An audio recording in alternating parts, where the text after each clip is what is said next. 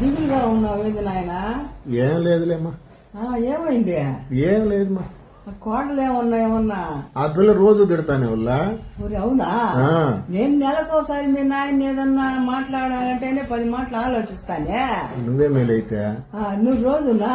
నీకేముందమ్మా, నేను దిగులు పడుతున్నా అంటే నీకు నెల నెల 4,000 పెన్షన్ వస్తా ఉంది కదా. నీకేం దిగులు? ఏమి దిగులా? మీకు సరే 4,000 ఇస్తున్నాడు, నిరుద్యోగ వృత్తి 3,000 రూపాయలు ఇస్తా అని చెప్పాడు మాకు. 2 సంవత్సరాలు అయింది, ఇలేదు మా 3,000 నెలకే. డబ్బులు లేవు నాయన. ఎవరి కాడా?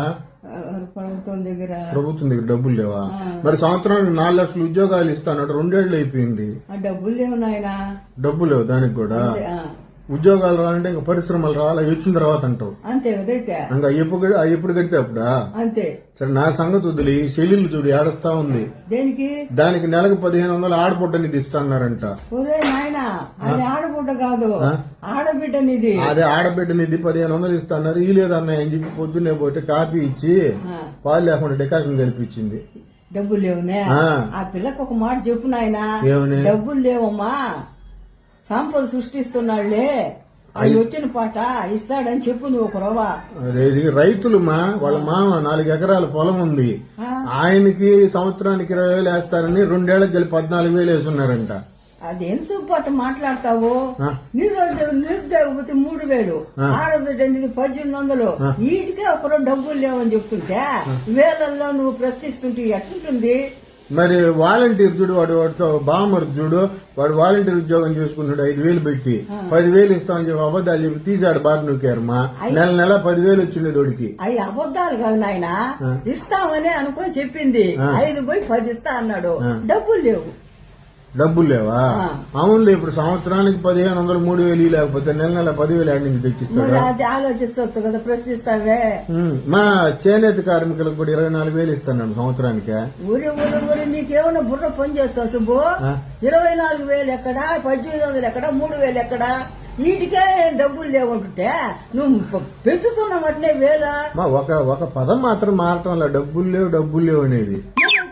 అంతలో అమరావతి కడతా అన్నారు కదా, మళ్ళీ లక్షల కోట్లు పెట్టా. ఎవరి కోసము? అది కడితే పరిశ్రమలు వస్తే ఉద్యోగాలు వస్తాయి. అది అంతా కట్టిన కోసమే. మన కోసమా? అంటే ఇప్పుడు డబ్బులు లేవు దేనికి?